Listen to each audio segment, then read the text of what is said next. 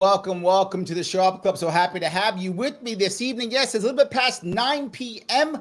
on Labor Day, and yet I'm working. I don't know why I was done with me, but I am. Yes, it's Labor Day, and I'm here laboring. So I'm still doing it here for you because I know some of you have taken this day off to spend with your family. And you are now sick and tired of your family right now, and you want to chill out and have some excuse. Well, your excuse is you can hang out with me now. See, now you can hang out with me, tell your family you're working, and you'll be fine listening to me saying some cool stuff because I'm talking today about something important, and that is community. Many of you have heard me talk about community all the time. These past 6-7 years, I yap about community all day long. The question now becomes, when do we actually have community replace government? When is that appropriate? Is that always appropriate? Sometimes, never. And then in a world right now, in America specifically, where government is involved in so many things, how do we do it without creating pain? All these issues. I have today an excellent panel to chat with you about that. I have the activist and artist, that's what I'll call her. Food's her art, but I'll bring her away. Britt Salt, how are you? Good. Hi. Thanks for having me on. Happy to have you. And our returning champion, the man who just continues to come back to this show. I don't know why, but he just keeps doing it. We love him, even though, well, not all you love him, but most of you love him, so I think that's good. He is a political commentator extraordinaire, the dragon of the Southern Tier, Michael Vass. How are you, sir? I'm doing well. I'm always happy to be back because I love the engagement with the audience as well as the panel. Where else can I get this kind of great conversation? There we go. I love it. And also a radio talk show host and the man himself, Roderick Threats. How are you? I'm doing great. Peace and love, everybody. Peace and love. I am very happy to have you all here. So I want to bring it right up. I talk about community all the time, constantly. I'm always talking about it. I'm yapping about it. But the problem is, can community actually fix some of the problems? My worry is that government has spent so much time being involved in our communities that our communities have lost the institutional knowledge to actually solve problems. Like, they haven't done it in so long that all they know how to do is just call the government when there's a problem. Is there a way that we can actually fix this or not? Any opinions on this piece? Well, let's start with the first thing first. Okay. The problem actually isn't government per se. Okay. And I think many people may look at that and go, what do you mean, Mike? The government screwed up. Yes, it is. I agree. True. Mm-hmm. But the problem isn't the structure of the government, the way the government is set up. It's the way we're using it. It's been abusive to us, and we've allowed that to happen. So the first fix to it all is, whether community or government level, is we have to be involved. People aren't involved. They don't have enough knowledge, and they don't have enough involvement, and that's why we have so much abuse and corruption. You fix that first, everything else starts to fall in place. But hold on, let me. There's a popular thing going around the internet now, right? You've probably seen it. It's a young lady. I think, was she in Texas? I forgot where. I think she was in Texas, who was supposedly hit in the face with a brick by a guy. The story she said, I don't know details. The story she said was some guy tried to ask for her phone number, and then she said no, and then he picked up a brick, and then she said, "What are you going to do?" And there's a bunch of other men around. This, again, her story, no video. I'm just telling you what she said. She said he threatened to hit her, and then he hit her, and none of the men did anything, and she's mad. I get it. If that story's true, I'd be mad too. But the concept, why I bring this up? Because the pushback that people gave online, the internet community, one of the big pushback pieces was, why would I get involved, right? When I might get hurt. Why would I get involved when the cops would arrest me if I hit that guy? Why would I get involved where I would get in trouble what if I hit that guy? What if I knocked him down before he hit you with the brick? Now I go to jail. And why do I bring this up? Because it's topical, but something else. Aren't people afraid? Mike, aren't they afraid that if I get involved in a situation, the government's going to shut me down, the government's going to stop me? No. So again, we get back to the root. Okay. People have disenfranchised themselves. We've become so dehumanized in our interactions with each other. And this is partially because of the growth of the internet, the growth of cell phones and tweeting and texting each other. We've grown so fast with the technology, we haven't had a chance to adjust. We've separated ourselves. We don't talk to our neighbors anymore. 40 years ago, you can be in the Bronx, you could be anywhere in America, and you could go out and you knew your neighbors watched your kids. If your kid did something stupid, the parents would be involved. You didn't need government coming in and saying, oh, we're going. That's my point. I mean, I think you're reinforcing my point. My point is, I'm talking decades, government's been involved. We don't do that stuff anymore. I mean, let me go to church. You go back to your point, 40 years ago. Yeah. Most churches had some form of daycare for the kids, right? Not all, but most did, right? If you're old, you got some gray hair like me, you remember, right? You could, if you wanted to, whatever church you belong to, you can head over there. Even the Bronx, you know this, Michael. The Bronx used to be a very Jewish neighborhood. You could drop the kids off at the synagogue, right? Didn't matter. They had a spot for you, right? Because you were part of that community, whether you're a Christian, whatever, you didn't matter. They had a thing for you. That's like gone. Government has basically regulated that out of business. Now it's government regulated childcare for everything. Britt, tell me, do you feel this way? You don't have as much gray hair as us. I'm assuming you're younger. I just turned 41, so I don't know where I fall. I agree with a lot of what's being said, but also I think that, people are going to be apathetic when it comes to just like the overall, how do we solve this problem? Because we have day to day, like we have things that we have to deal with day to day, right? I don't have time to overhaul the whole government. And we saw what happens when there's even an unguided tour in a place you're not supposed to be, like that it gets shut down very quickly. So I like that unguided tour. Nicely done. Nicely done. Some wording. Nicely done. I'm not going to get canceled this time. Thank you, Britt. When we also see somebody on a bus defending somebody else, and then the person that is defending someone else gets in trouble, it's like, well, I don't want to do that. However, I mean, these are all just kind of, just things that have happened. They're not. But hold on, though, Britt. Hold on. Weren't people busy 40 years ago too? Well, didn't they all have kids to take care of and jobs? And didn't they have? I mean, when I grew up, I was a latchkey kid, right? My mom and my dad worked, right? So I was a latchkey kid. They both worked. I think they were busy too. What's the difference? Were people even getting involved at that point then? If people are getting, if the community even 40 years ago, which I agree was probably a lot stronger, but also I don't think that we have this like sense of nostalgia as if people didn't turn their head to a lot of really crazy stuff happening 40 years ago, 30 years ago, 20 years ago, 10 years ago, and just not wanting to get involved on a lot of hold on. I'll give you two examples. Britt, let me give you two examples. Number one, I grew up in the Bronx, South Bronx, where I grew up. And I grew up in the South Bronx, and where I grew up, it was a big apartment building, right? It's where I lived, a big apartment building. And who was our babysitter?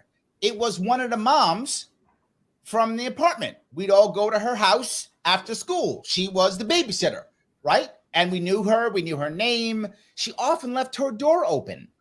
And this is the Bronx. She left her door open because she knows if somebody broke into her house, every father in that building is going to kill that person.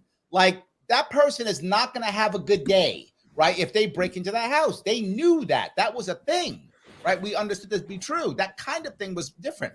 Next, I'll go into when I came back from the Marine Corps and I came back to the city about 20 some odd years ago, over 20 years ago now, many years ago is when I came back, right?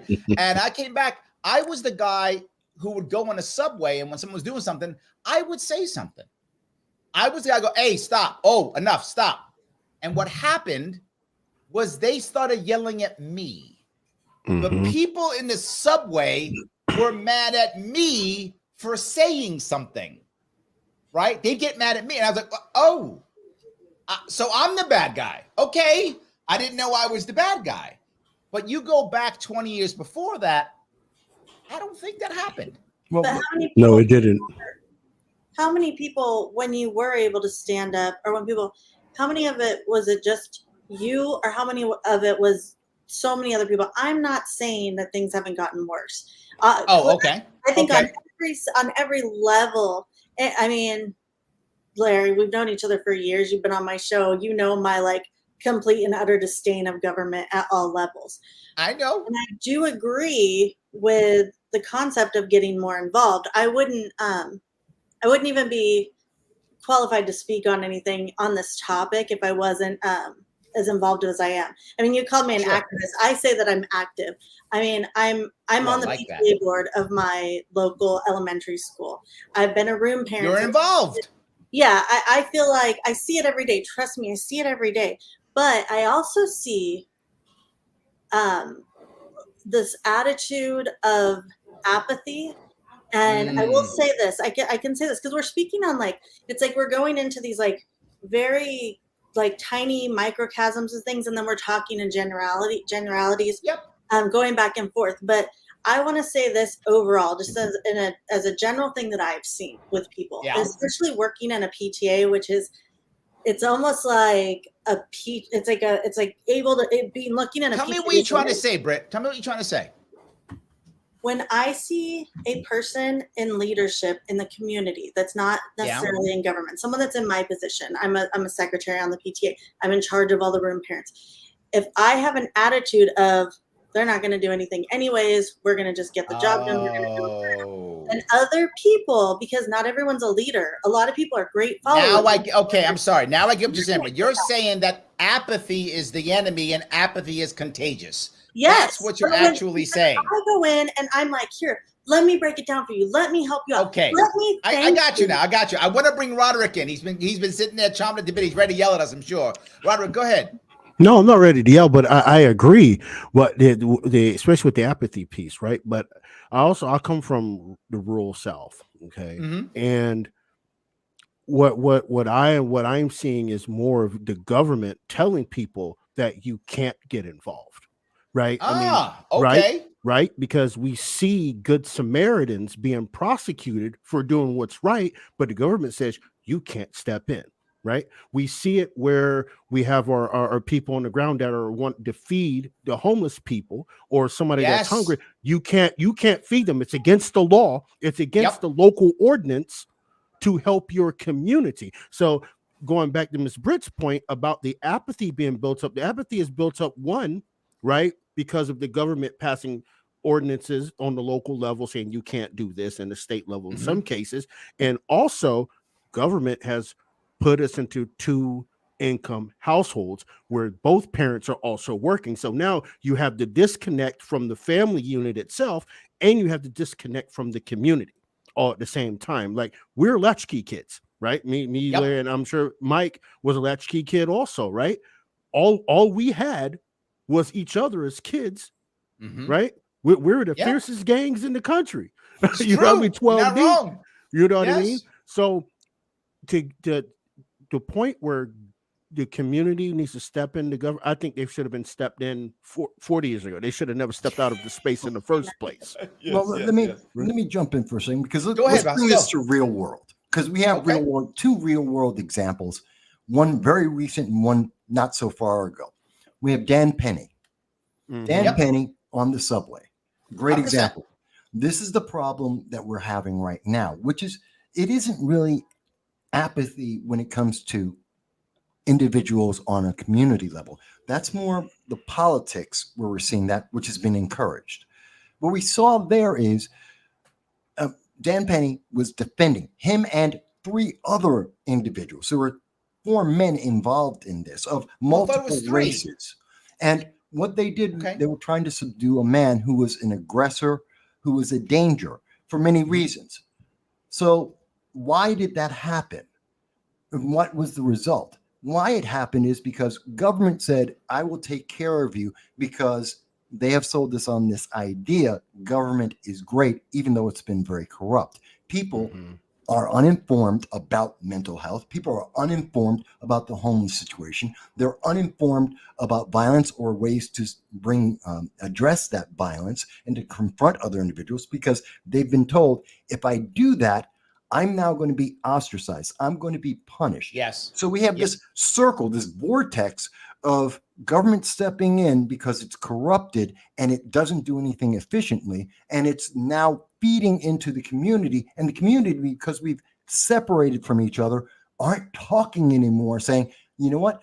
That's not what the government's supposed to do. No, the government doesn't have that power, and the government isn't effective at this.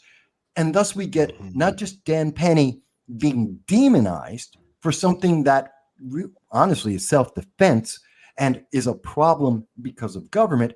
We have him ostracized, and anyone who agreed with what happened in that specific situation, they're demonized. Another example. That's true. You can't even bring up if you don't literally say, you know, Penny is an evil murderer who hates black people. If you don't say that, you're evil. Even if you say he's wrong, even if you say, oh, you can even say you think he's wrong. That's not good enough. You have to say he's an evil murderer who hates black people. You have to go that far, or you're ostracized. I think you're right on that. Go ahead, Britt. You want to say something? Well, I think I agree with all of that. I also think that a lot of that is part of this apathy problem that we have. We're looking, it's like the activism that we're seeing is just saying this is a bad person. It's by design that we are all split up. It is a boon for government for us to be divided, pick a team, shout at each other through the internet. We don't even have town squares where we talk anymore. We don't even have people that we really, in my life, I have a lot of people that I disagree with politically. Most people aren't lucky enough to have that, because it's by the design that we all hate each other. So you have to just say the thing to like appease the people in your party so that you can feel better and feel like you did an activism, and now you're not apathetic, and now you're for the cause, and now you can go back to your life. That's brilliant. That's brilliant. Hold on, let me tell you real fast before I go to Roderick. I just want to tell how brilliant that was. You just basically said we have replaced actual activism with virtual signaling. Well done. You've just said that. We've done that. It's awesome. Roderick, go ahead. I was going to say, I call that performative, right? Ooh, performative. It's performative, right? Because there's a difference in being active and pushing for a cause. Then they'd be like, okay, I got to wave my hands with the wiggly fingers and the pink hats and stuff to, hey, look what I'm doing over here. Hey, no. Yeah. That where has that gotten us? It's slacktivism. Well, slacktivism. Slacktivism. Oh, I love that. Look at that. So I'm gonna have to get a shirt. Slacktivism. It's a zombie community. That's what it is. It's zombie community. It's a false community. It's a false sense of community, because what we are seeing is, as we have more equity, as we see the government push more equity and diversity, these are coming from political organizations, and their only purpose is to constantly divide individuals. You're not an individual, you're a category, and you're a category that is constantly being subdivided and put into competition with other categories for a higher ranking to get a better benefit. And this is what happens when you have a corrupted system government that steps into where community used to be and says, this is your new community, that's your category, that's your community. You have to abide by it, and you have no someone else picks your community for you, Mike. That's the worst. You don't even get to pick your own. Welcome to intersectionality. That is exactly what postmodern intersectionality does. You have people in these hierarchies, right? Okay, if you're this and this, you have more of a voice here, there, and there. And if you want to stay in this particular community, you got to speak exactly these exact talking points, or we're going to knock you down a rung. Right, you're going to go down a little further down, and that's where we get this whole the performative thing mixed in with the intersectionality. We get the major divisions and the subdivisions within the divisions, right? That are constantly fighting. And we see this. Oh, go ahead. I'm sorry. No, I'm sorry. It all hinges on a victim hierarchy, because that's how government can stay in control. If government is the only hero that can save you, then there always must be a victim. And when the victims are the ones, when the biggest victim is the one that gets the most of the pie, then there's always a bigger fight for who's going to be the biggest victim. And none of us have stopped and said, well, technically we're all victims of the government, but we don't need them they are not the villain, or they are not the hero, they're the villain. I like that. We're all the victims of the government. Right, but hold on, guys, 1 second. Have you guys ever I'm sure some of you have actually I'm sure some of you have read the book Atlas Shrugged by Ayn Rand. I'm sure some of you read that book. Yeah. There's a part in the book, for those of you who haven't read it, if you're listening and you're watching, where she talks about a company, the 20th Century Motor Company is what it's called in the book, right? And they were making a motor, and they decided to become a communist company because that was the right way of doing things. And in the book, they have the idea that, you know, what's the saying? To each by need, from each by ability. There we go. Yes, they use that. So what winds up happening is every month when they talk about getting paid, each person tries to out-victim the other so that they can get the most money, because the most need gets the most money. So they all start every month when they're doing their salaries. Oh, I got 3 kids and 3 of them are sick. Oh, I got 6 kids and 6 are sick. And they're all doing this. They're all trying to get it. So I'm just saying, Britt, what you're saying, she wrote like 50 years ago, 100, whatever the book was written, 100 years ago, whatever it was. 100 years ago, something like that, yeah. No, but here's my thing. Government, the structure, there's a difference. I think we need to clarify, and I think a lot of people miss this commonly. It's commonly missed. There's a difference between the structure of government and the operation of government. And I'm talking about, in this conversation, I believe that sorry, I'm in the Bronx.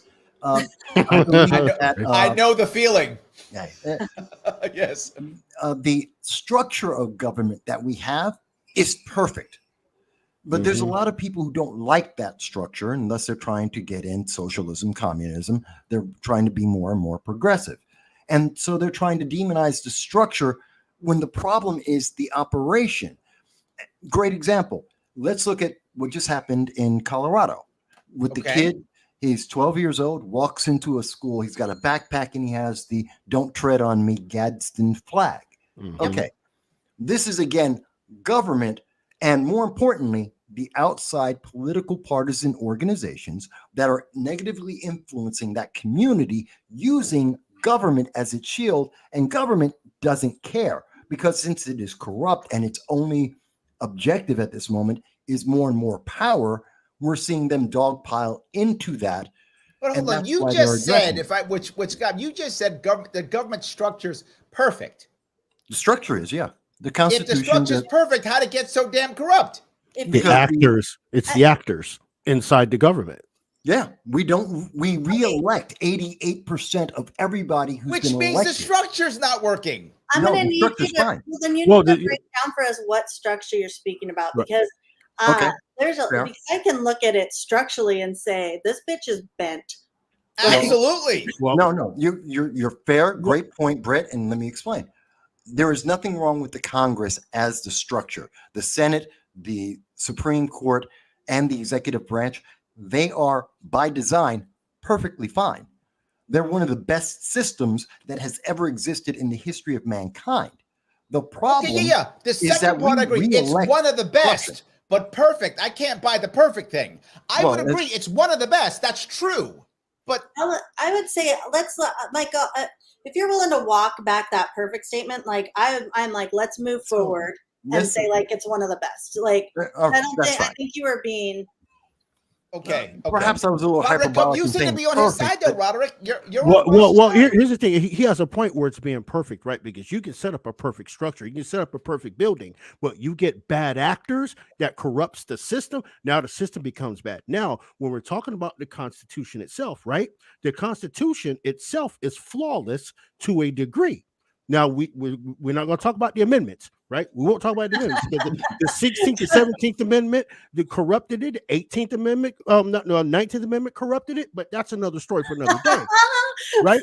The point is that once you get bad actors that are bending, that's bending the Constitution, right? Once you get people doing that, like prime example, right? Permanent Apportionment Act of 1929 capped the House of Representatives 435 when we're supposed to have equal representation per the representation clause in the Constitution, right?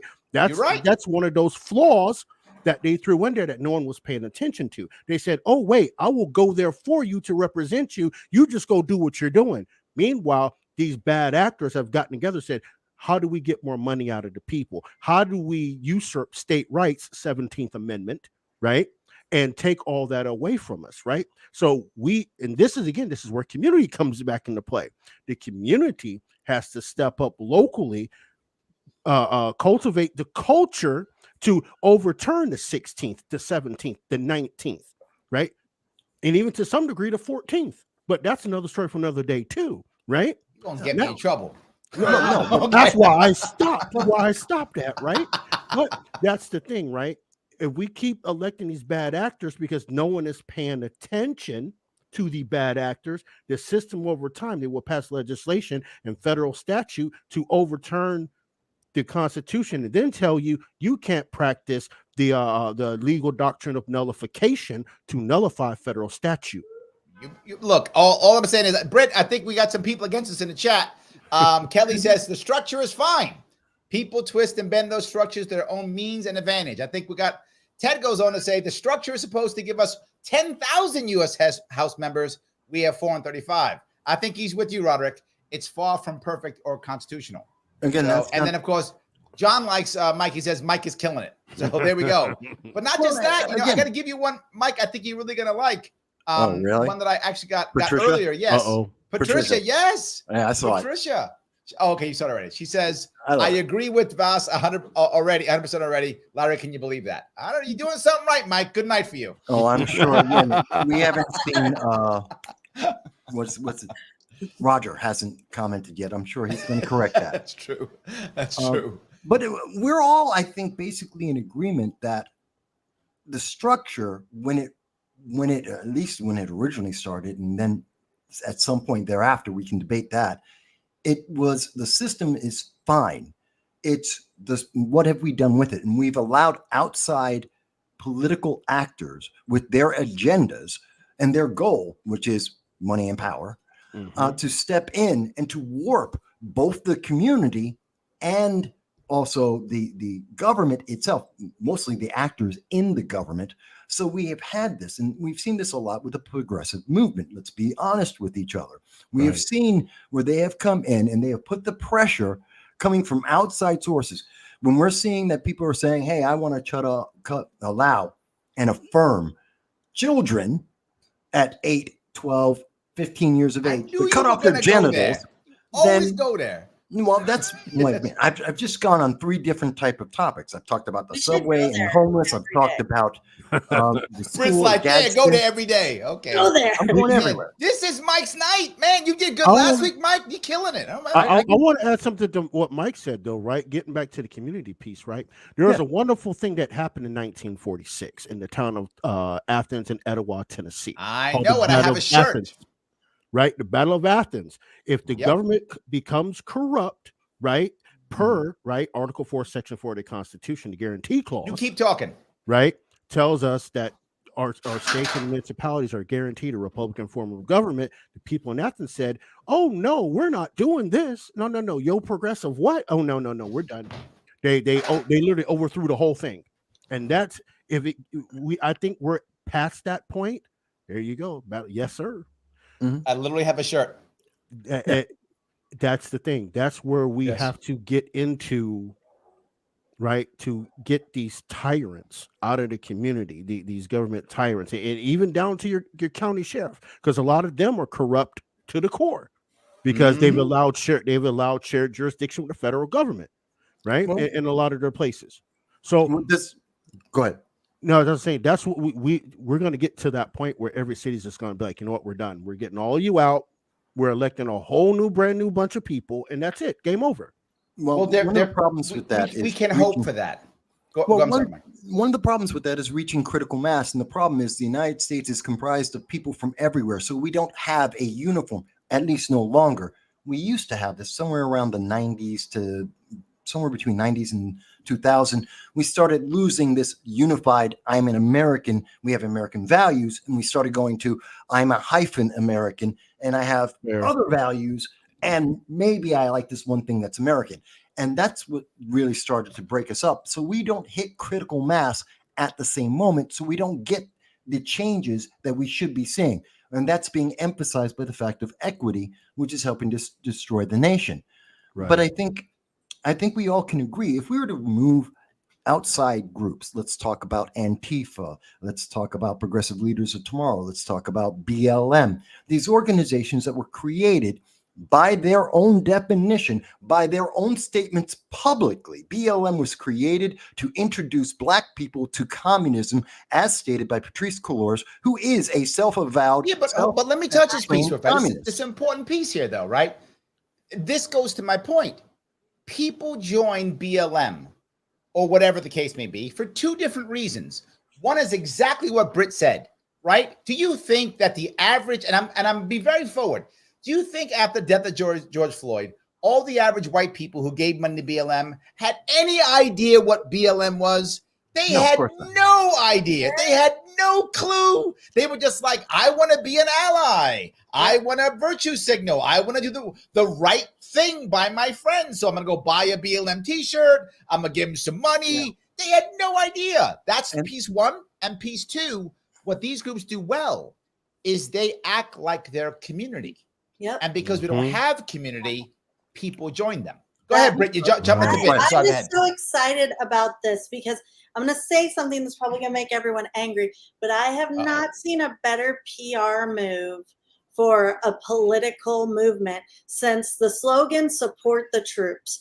It's like you can Black Lives Matter and Transform America are two sides of the same coin. It's just you can just this makes me feel good. And of course I support the troops. Of course Black Lives Matter. And almost anything under the guise of those two labels could be done. Like we literally have like people at the airport that check us down to our underwear because we said support the troops. Like it's crazy. Like you could burn down a whole Target in 2020 because Black Lives Matter. Like there's so many things that happen because people come up with really good PR campaigns. It's the same. I'm telling you, it's the exact same thing. It is the exact same thing as the gangs in Los Angeles in the 80s and 90s because there was a lack of community. Somebody stepped up with a good PR campaign and said, I'll love you. I'll give you just enough to make you think this is what love is and this is what community is and this is what caring is. And it's all part of the same kind of like heartstrings that we have where it's like just I am with you, Britt, 100%. I'm on board. I'm on board. Mike's ready to yell at me. But I'm on board. What's making you angry is that it's true. I'm not hold on, Mike. Hold on. Let Roderick go in because you can talk for an hour. Let Roderick talk before you talk. Here's the thing, right? When it came to that whole BLM thing or whatever, right? There was an undercurrent that was happening, right? That's true. Right? We had, right, and this is why I agree with the majority of the BLM protesters, right? 90% of them were peaceful, but you had that 3% coming in behind them while they were protesting through their neighborhood and destroying the neighborhood, right? That's the parts they didn't show us in the media, but as the video started, right, as the video started coming out, you seen BLM protesters with the signs walking up the street, but then you see these Antifa types and you see these other bad actors coming in behind them, knocking out windows in the Target, like Miss Britt said, and setting them on fire. And people come back, go, whoa, what's going on here, right? There's many videos where the melanated folks in the community were telling these Antifa types, these I will call terrorists per se, right? People terrorizing the community, telling them to get out. Like, we don't want this here. Getting demonetized now. There is that element in there, but let me go back to part of what Britt said and also address what you're mentioning, Roger, because I don't necessarily disagree, although there is a massive difference between support our troops, especially in the time frame, especially in 2001, 2002, 2003, when the United States had been attacked by 9/11, where we had terrorists who were literally in our nation, who literally killed 3,500 of our people. And there's a big difference between support our troops, the Patriot Act, and BLM. Massive difference. Right. And The reason why we have the TSA isn't because of support our troops. It's because of the Patriot Act, which was an overreaction to the terrorists that were allowed to exist because of Bill Clinton back in the 90s. But let's move forward with that. And let's really look at this from a slightly different point of view. Because again, I'm not necessarily disagreeing with you, Britt, but I'm seeing different aspects of it.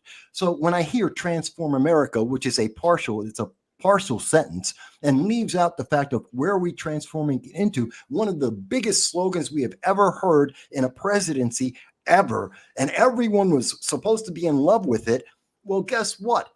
What were we transforming into? Well, that's where these outside influencers come in, whether you want to call it BLM or the teachers union, you can call it the academia, you can call it, there's a lot of these different groups that are stepping in and they're filling in that gap. Again, government and many of the individuals in government right now are corrupt. They're just looking to hold on to power, and they will latch onto whatever is popular because they don't have the best interest of the people at heart. They're there for the special interests. So they're the problem. And the community is being besieged on two sides by these special interests, many of them who control our social media, our newspapers, our regular media. They are barraging us. They censor this program. They've censored me for 17 years. We can go through. They have admitted in Congress since 2018, every single year that the social media giants come in, they have admitted that they have algorithm after algorithm. But hold on. I got to be clear on something. What I think Britt's going, and I'm still going to. And I'm not beating up on Britt. I'm not beating up on you. Let me hear what I'm saying. Let me hear what I'm saying here. The reason why we were able to get the Patriot Act without Americans pushing back is because if you push back socially, don't you support the troops? Yeah. What's wrong with you? No, you say number one. Don't you support the troops? That is true. And let me go to the next piece. Hold on, I got one more. This goes to the BLM piece. Now, how do you get the conversation laws we have now? And to your point earlier, the idea of the trans kids and such, how do you get that without, oh my God, BLM, right? Oh, what are you a bigot? What are you a transphobe? What are you racist? What are you insert bad word of the day, right? Whatever the bad word is. I do think there's a similarity that culture allows us to shut up because I don't want to say the thing. I don't want to say how bad the Patriot Act is because then I'm un-American. No. I don't want to say largely dictates how things go in government and how things go in the world. And just take COVID, for example, or world timeout. World timeout. You are killing it, Britt. World timeout. That's the word. Every single pandemic we've ever had in the history of the world has always 100% unequivocally ended socially before it ended medically. Because social movements and PR campaigns and what happens in culture is what moves society forward. And part of society is government, whether we like it or not. And we know this. You know how one example of that is that we could take Ron DeSantis. No matter how you feel about Ron DeSantis, great guy, horrible guy, whatever, you can look at his policies. I'll say as a very hardcore minarchist, I think he's a decent guy. You know what the number one thing I hear about Ron DeSantis is? He's boring. He doesn't say. Yes. Yep. He's not entertaining people. Like we're blaming government, but government is a reflection of not just what we allow, but what we want to see. It's what we want to see, what we want to eat, what we want to love. Yes, it is. We don't. It's not. I'm going to go back, Britt. I'm going to give you a Ben Shapiro-ism, which I think is one of his worst ones he's ever done. And people love it. They always say this. They go, Ben Shapiro says facts don't care about your feelings.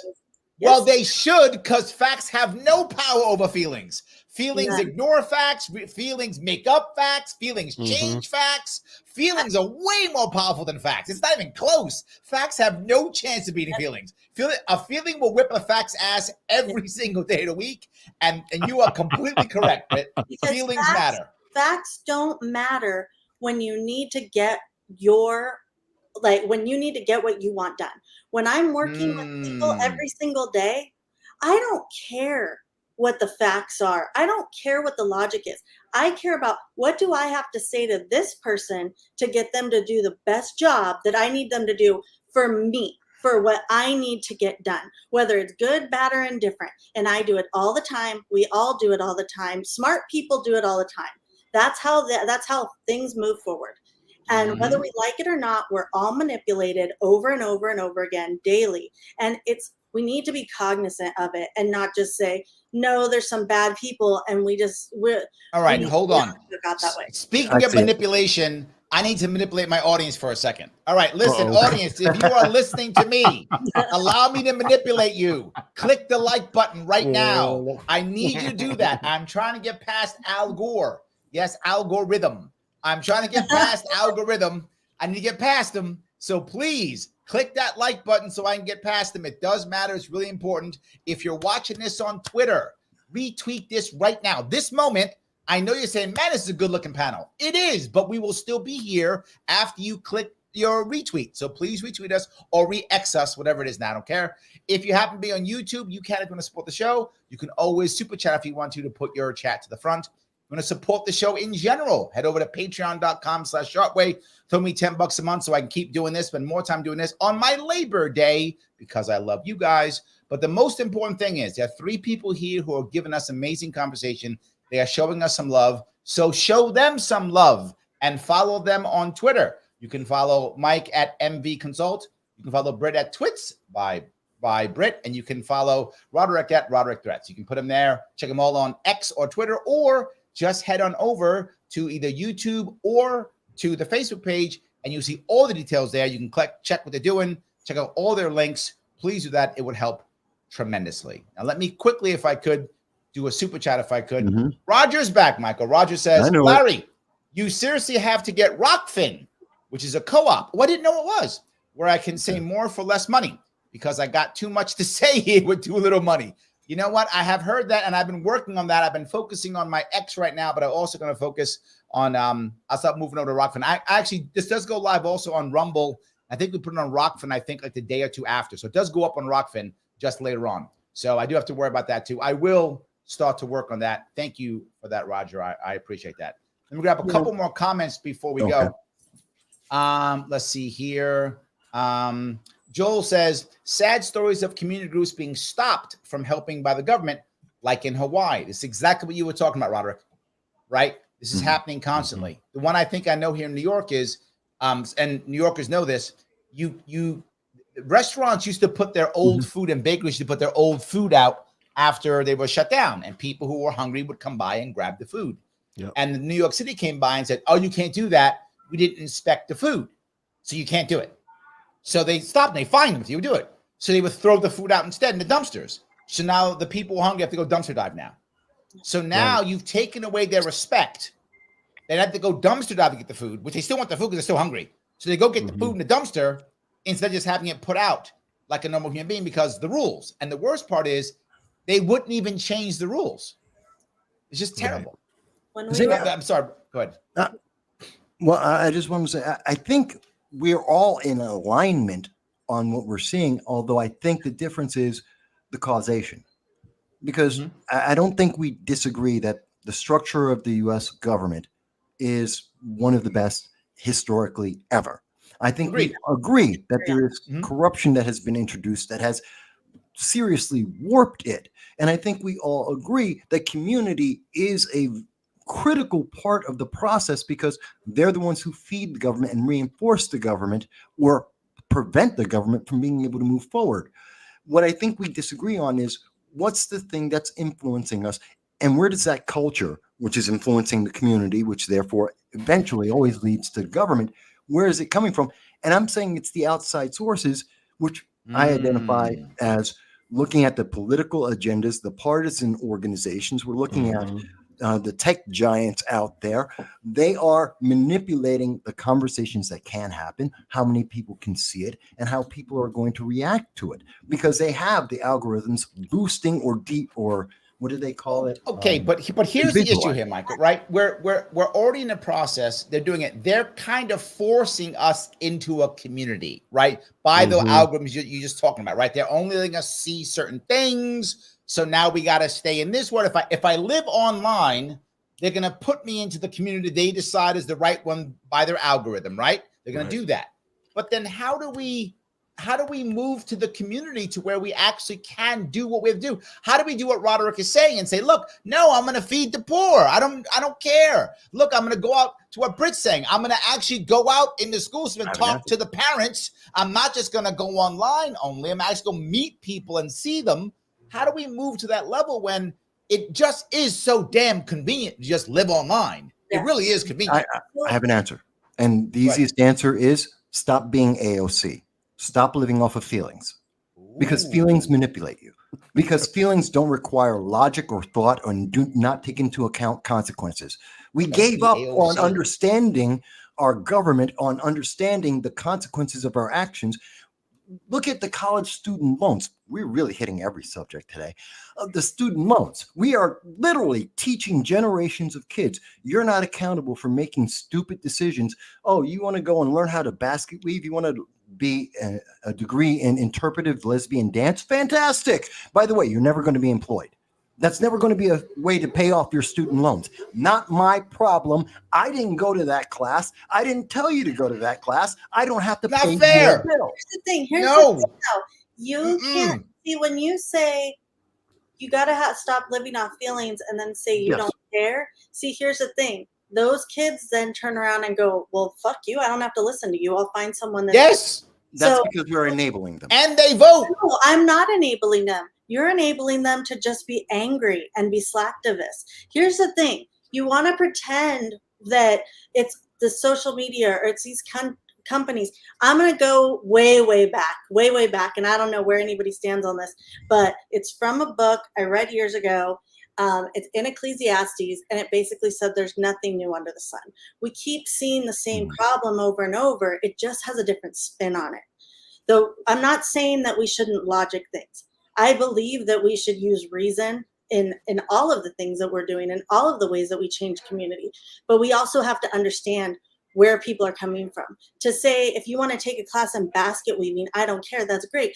But let's be honest, most kids aren't taking classes in basket weaving and eating avocado toast and not caring about the world. Most kids are trying to get through the school system that they've been given by my age group, by your age group, where 10, 15, 20 years ago, it's super true. 10, 15, 20 years ago, you could get out of high school and you could be almost done. You could be a mechanic. You could do any sort of trade work because you could earn those things in high school. But hold on. Let me touch this. A couple things. First off, I want to say, Roy is on your side, Mike. He says, agree, too many self-centered rights without responsibilities does not a community make. So, yes. However, here's the part that I'm bothered. You're saying, Britt's true. However, there's a part of what Mike is saying is true also. But here's why I think it's unfair. Because most of these kids were 16, 17, 18 years old, and every single adult in their life told them a lie. Every one of them told them the only way to survive is to go to college, and then there'll be a job waiting for you when you're out. It's the only answer. It's the only way. Everyone, if you were 16, 17, and there's 10, 16, 17-year-olds, and every one of them has, I'm not joking, every single adult telling them it's the only answer, maybe only one or two aren't going to do it. 8 are going to do it. And that's what we find doing it. I have a question. School, no other way but college. I mean, yep. I have a question. I have a question though, right? When did we go from living in our present state, right, in our present tense, wherever moment in time that may be on the timeline, to living a logical fallacy? Because we have to really think about this, right? Just like Brother Sharpe just brought up, right? Oh, you got to go to college to make it, right? That's that appeal to authority, logical fallacy that we're being fed, right? So how did we go from, oh, okay, do you want to be a lawyer? You have to go to college for something like that, right? To be a lawyer, right? To be an officer of the court. You want to do this, you got to have a degree. But, oh, you want to be a welder? You go over to this trade school, right? You don't have to go to college to make a great living. But then these kids are being told that logical fallacy, like if you get a degree, you'll have a higher stature and standing in society, which is also doubly not true. Right. Absolutely. I mean, right. And the amount of baristas in New York City who have advanced degrees would make you vomit. Like if you actually knew how many are literally baristas who have advanced degrees, you would probably break down crying if you knew. My husband and I barely graduated high school, and we're in the top 1% in the country. Like it literally depends on. I mean, I told my son yesterday something that he wanted to do, and I said something that you're never supposed to say in 2023 as a mother. That's great if you want to do that, but your skill set is more aligned for this. I think you should move towards this. 9-year-old child of mine who I love enough to say, this might be fun for you, but this is where your skill set lies. That's a big reason, because we just started, we at some point started telling kids, you can be anything. You can do everything. You can do anything. And the thing is, hold on, I have to add a specific word here. And the word which drives me insane is the word deserve. We started telling kids they deserve it. Yep. That is what drives me insane. Not you have to work for it. Not you have to do something to achieve it. You deserve. Yep. You deserve this. You deserve that. You don't have to work for it. And if you don't get it, well, then clearly you're a victim because you deserve it. And do you know when that happened? When did it happen, Mike? 2011, because we went from Transform America, weren't told what it was, but we found out it was to transform America from a service economy, a manufacturing economy, which allowed for, like what Britt has said, to be able to be, you don't need a college degree, a master's degree to be able to live and have a good life and be very, very successful. We went from that mentality to a mentality of service, which required computer degrees. You have to go to college. You have to be involved with the computer. You don't go in to be an electrician, which we desperately need, or a plumber, or a machinist, or a carpenter. All of these things we have a dearth of, and we are importing people who have those abilities into America, 100%. paying them top dollar. It was 2011, and that's when we also started to say, because it was the Obama looking to get reelected in 2012, and he started to say, and you deserve this change. You deserve to be in the service economy, and you will make more money, and you will be more successful, and you will be more respected if you do this. Trust me, I just need 4 more years to make it happen. That's when you started saying. I agree with you, but I want to make it clear that before that big shift happened, 40 years before that, there was rumblings in our school system because that ideology was, it comes from people in that infiltrate communities as community organizers, as your teachers, as your friends, as your helpers. They don't care. This is the one thing, and I'm getting a little off topic, but they don't care if you call them a Democrat, a socialist, a Marxist, a communist, a leftist. They will all fly under the same banner and just call it community. And they've been doing it for 40 years before that. So this ideology that you're talking about in 2011, it didn't sound so crazy to me in my 20s because I'd been hearing it since the 80s. They were prepping it for many years. They were prepping so it's like you're primed. And now, I mean, I'm just going to go, be who you are, whatever, do your thing. But we literally live in a time where if I go onto my Twitter account with all the people that follow me and say, men can't have periods, I will be canceled. Like, absolutely, because 100%. Rumbling, like, in fact, you just said that. Now I'm demonetized. You just said it. I'm demonetized. Done. Probably. Yeah. 100%, when I said I said something the other day about that, where they said men can do this, men can do this, they can do that. And what I said is, I read that as women can have periods and so can women with mental illness. And it was literally like, I had to delete the tweet or I was not going to be on. I was like, it was awful. And this is just a further pushing, not to get into that whole situation, but it's just a further pushing of this, like, you're going to believe, like, You're not going to listen to your eyes and ears. You're going to listen to what we tell you to, and you're going to believe what we tell you to. The truth is what we say, not what you see, not what you know. Yes. Right. That's Don't what believe your eyes. postmodernist thought does. There's no universal truth. It's my truth, and it's my truth only. And that's how we get into trouble, because now we start denying history. We start denying certain timelines that happened in history that we know happened. But oh no, it wasn't like that because of this. No, we're not. I don't want to hear your truth.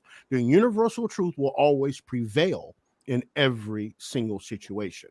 And again, you go back to Colorado with the Gadsden flag and a teacher Yep. who's trying to push onto this kid saying, it's about slavery. Everything's about slavery, racism, ignoring the fact that this actually was the first flag of the United States, first flag of the Marine Corps. It actually dates back to the very beginning of our nation, over 100 years before the time frame that teacher was trying to insist. And when a parent pointed that out to her, she then went to an appeal of authority and said, well, this is the district. When she was corrected on that and said, no, that's not what the rules are, she went to another appeal to authority to say, well, that's what's happening in our school. Yep. Again, it's exactly what you're talking about.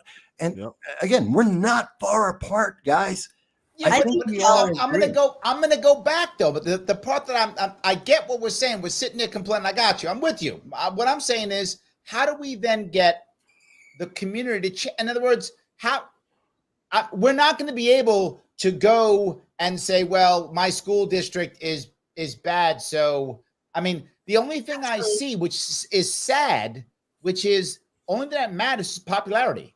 It's almost like we just need more celebrities, right? I know it sounds dumb, but I feel like we need more celebrities to be on our side, right? Saying, don't do this. And I'll give you an example. This is going to sound dumb, but the example is the true one. Spike Cohen.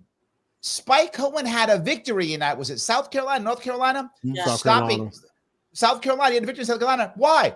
Because he's popular.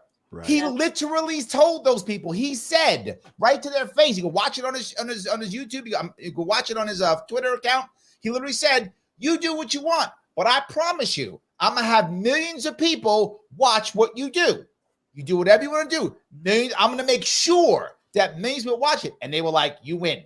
He literally beat them with, "I'm gonna shame you."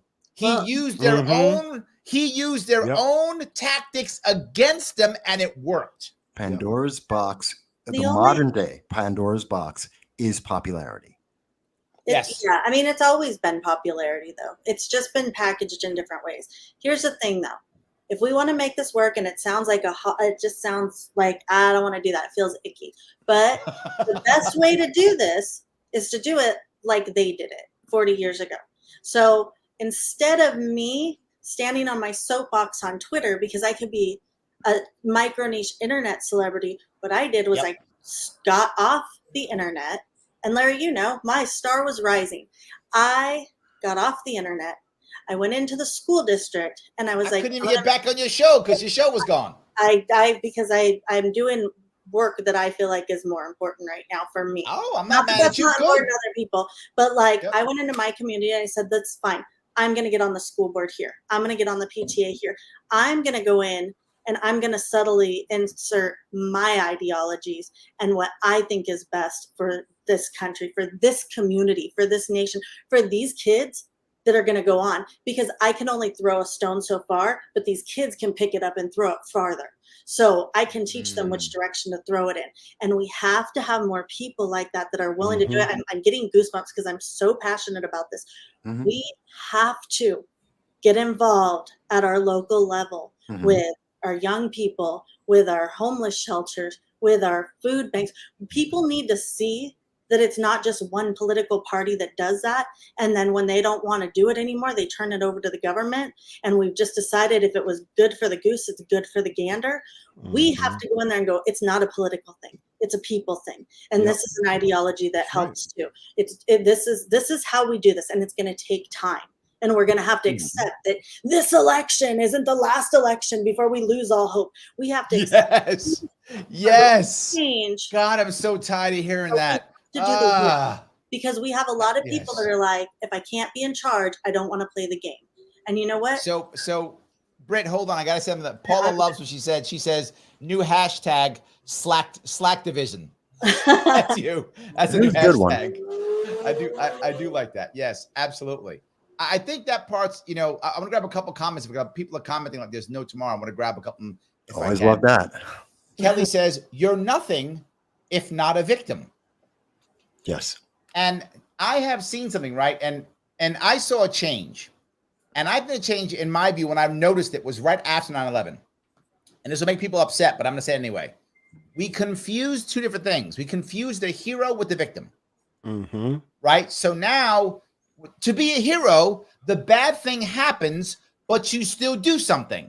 That makes you a hero, right? The bad thing happened to you, but you still did something. Wow, that's heroic. Awesome. You didn't let the bad thing stop you. You are a hero. Excellent. But we change. Now, the fact that the bad thing happened to you makes you a hero. Now, but that's not true. When something bad happens to you, you're a victim. Yeah. If you then do something, you're a hero. And here's the part that bothered me. They talk about the people in 9/11, all 3,000 of them, as heroes. They're not. No. The people who were killed by the plane that happened to be there, those are terrible victims and they shouldn't have happened to them. The men and women who walked back into those towers and died, those are heroes, right? There's a difference. Yep. Those people who ran into those buildings knowing they could collapse, those are heroes. And we should, as Americans, be so proud of them that our chest explodes on what they did. Yep. The people who were killed, terrible. I was very lucky. One guy who I knew periphery is who I lost in 9/11. So I lost no one close to me. It was a guy I knew that's it. So for that, I'm lucky. But if your person died there, that's a victim. Terrible. That's not a hero. And we changed that. The problem with that is it's part of the mindset where everyone gets a participation award. Everyone is a hero. Everyone is part of the victim culture, which is part of, and I do not see a separation between everyone gets a participation award and everyone is a victim. They're the same thing. It's a mentality that says that you cannot succeed on your own unless some other authority, some other power comes in and then lifts you up because you are incapable and subhuman and cannot do it on your own, which is why I do not agree with ERA, which is why I do not agree with affirmative action, which is why I am upset about these programs, because they are inherently telling you that you are less than. And we have this culture we have accepted because of these outside sources using all the media to reach people en masse repeatedly for year after year after year to be able to tell us, no, but that's a good thing. You should like that. And by the way, we have control of these politicians who are going to reward you, maybe with a universal basic income or some other way, that they're going to reward you for falling in line. And when I make it that easy to promise you free stuff, as long as you just accept whatever we say and comply, and you're going to be called a hero and a victim all at the same time. So it's all confused. I am not surprised. These are the elements. You want to get back our communities. Let's stop focusing on popularity. Get back to you earned it. You get the respect and the acknowledgement for it. And if you didn't, screw you. You lose. You're in third place. I don't care. Insert now. Just go ahead and insert the C-19 activists, clicky activists. Right, they were declared heroes because they were going, oh my God, you got to go do this. You have to do this, right? Yes, right. You have to do this. So these guys were heroes for going around telling people you have to get it because you have to save Papa and Abuela and all these people. Right. If you don't get it, or if you don't wear it, either one, if you don't wear it or get it, you are clearly you're clearly evil and bad. But if you do it, now you're awesome. And the thing that I never forget this, I've seen this more than once, and I'm starting to see it again, but I remember seeing it more than once. A young lady, she's probably 19 or 20. She's outside. She's in clearly great shape because she's young and thin and she's running. She's in like gym clothes and she's out there running, mask on. She's by herself. Yeah. She's young and thin and in shape, clearly healthy, running by herself outside, mask on. Yeah. And I'm like, to your point, Roderick, that's not for safety. That's signaling everybody, I'm part of I did the good thing. See, I did a good thing. Yeah. Slacktivism. Yeah. That's I mean, slacktivism. Yes, it is. Yeah. That is slacktivism. I mean, Yes. to even take your point one step further, you don't even have to have the bad thing happen to be a victim Okay. hero anymore. You just have to decide it's a bad thing that happened. Like, you just have to decide something that happened. Like, as you're walking as you go I through, love that. a thing happened, and it was a bad thing according to me, and so I Right. am a victim. Therefore, I am a hero. Like, It's your lived be alive. What are we teaching kids now? That there is inherent racism, there is inherent errors and victimization that is subconscious, and you can't do anything. That's where microaggressions come from. And so you're constantly doing this. Again, I agree with you, Britt. The answer is we need to be involved. We need to, which I believe is a self-accountability. You have to be accountable for yourself. What am I doing? Am I informed? Am I taking action in my community, hold on, in Mike, my let life? me give you some pushback on the big things you said. You push back on affirmative action. You push back on ERA. Yeah. What if it is a government action that hurts the person? Shouldn't the government fix it in some way, right? So if the government does a bad thing to you, shouldn't the government try to undo the bad thing, right? Like, I remember as a kid, I used to work for a bank, and one of the banks I worked for was a German bank. And a German bank, one of the things they did, this is back in the 80s, and they used to actually send reparations checks to the families and or survivors of the Holocaust, right? The logic was the German government clearly did this bad thing. The German government should do something to repair this bad thing. So they were writing checks as a way to try to make this better. And many of the survivors of the Holocaust live in America, so the German government had German banks branches in America to hand out checks. It wasn't internet. We weren't doing. It was actual hardcore checks back then. I want to say something Tell me. controversial. Watch this. Go ahead. Why do you need civil rights if you have constitutional rights? Generally, you don't. I don't think you need constitutional rights, to be honest. No, you don't, because natural right. I mean, the Constitution, Natural rights. right? The Constitution protects natural rights. Supposed to, right? But what I'm getting at is, if you have the Constitution protecting your natural rights, why do you need civil rights? I'll tell you why. I'll Food tell you for why. No, I'll give you an answer. Because the Constitution, and it's going to make a lot of people pissed off, doesn't do a damn thing if no one stands up for it. That's right. Correct. It's irrelevant. And let me tell you why. I'll give you a perfect example here in New York State. The Supreme Court said that all of the Second Amendment laws in New York State were unconstitutional. And what did New York State do? Pass 10 more gun laws. I'm not joking. Literally passed 10 more gun laws after the Supreme Court said they're unconstitutional. So what's Second Amendment matter? If no one will stand up for it, if no one will take action, the Constitution's a piece of paper. So again, this is why we have to go back. You had asked the question, if the government does the bad thing, shouldn't the government fix the bad thing?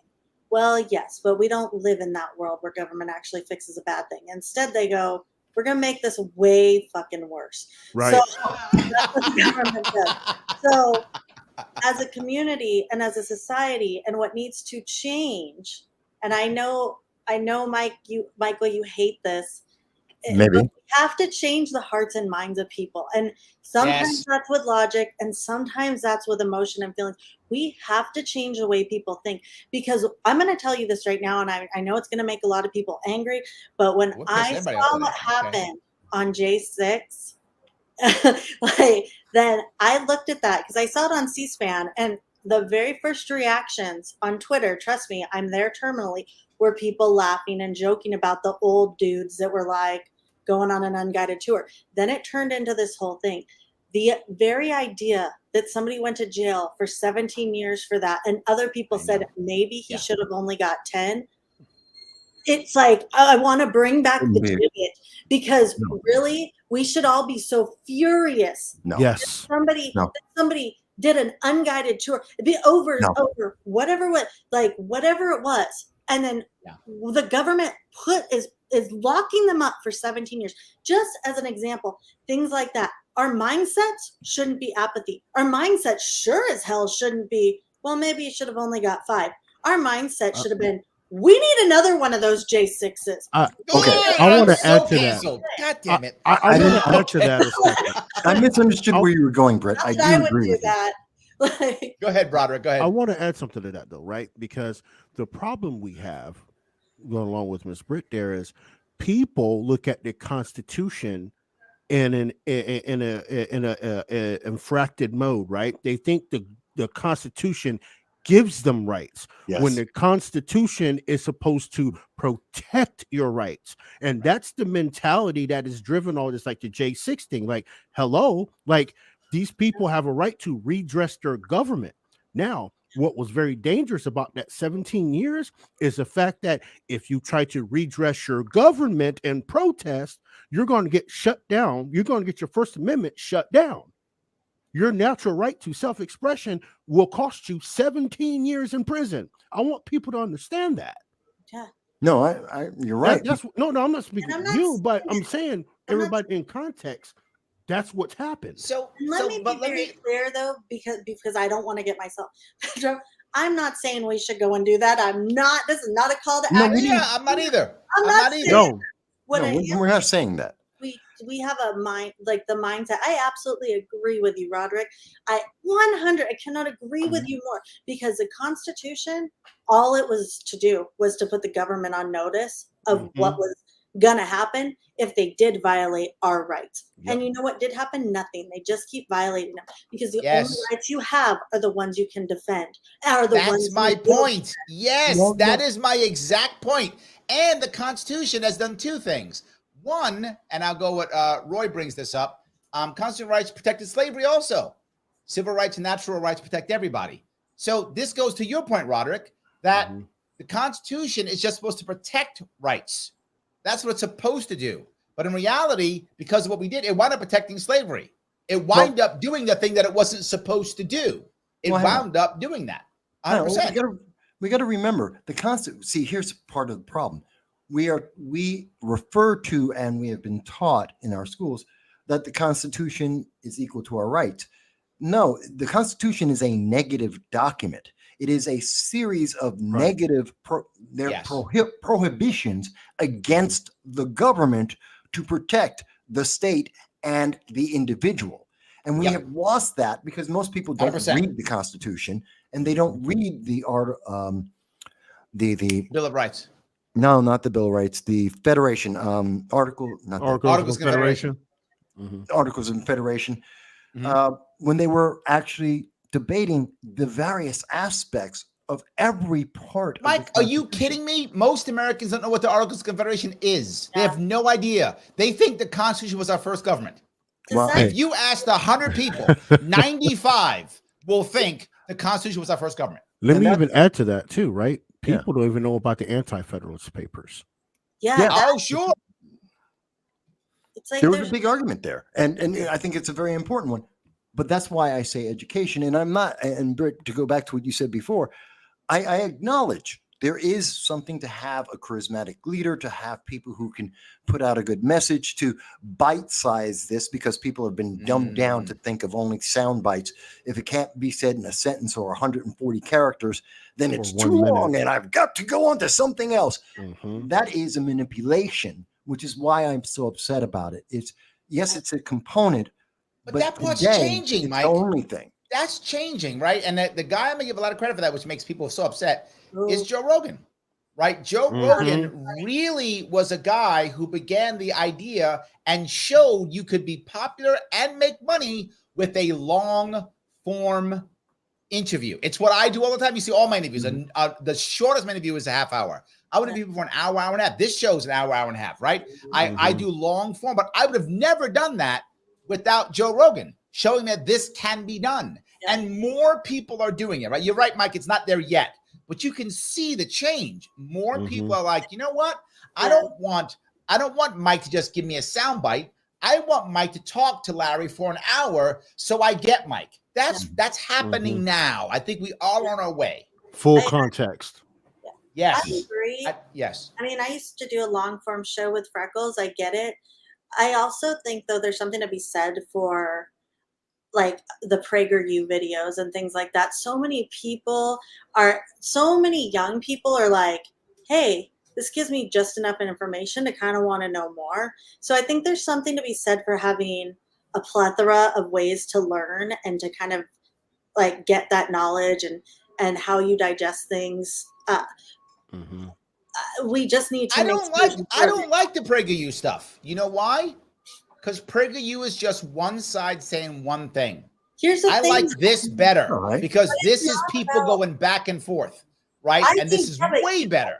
I'm not saying one's better than the other. What I'm saying is that different people are intrigued by different things. I'm not saying I even agree with most of what PragerU says, but there's no denying that PragerU sparked something that. Oh yes, that they're exploding. Like, and it's the same thing with clips on like Facebook, right? You see a Ben Shapiro's show is what, 90 minutes, 120 minutes, but you see that 2-minute clip of Ben Shapiro, you want to know more. And you go right to 2 hours.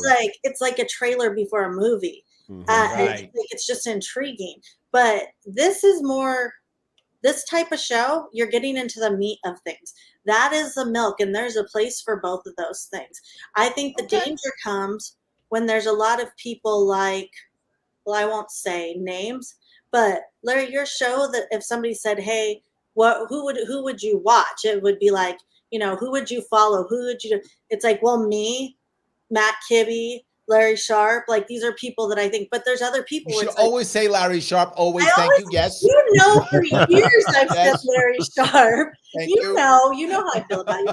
But you know what I mean? Like there's different things for different people, but at the same time, there's also a lot of bad stuff. There's also a lot of junk that gets put out. There's also a lot of 3-4 hour shows that are just boring and drone on. So it's like, yes, but that's a good thing. Yes, that's a good thing. Agreed.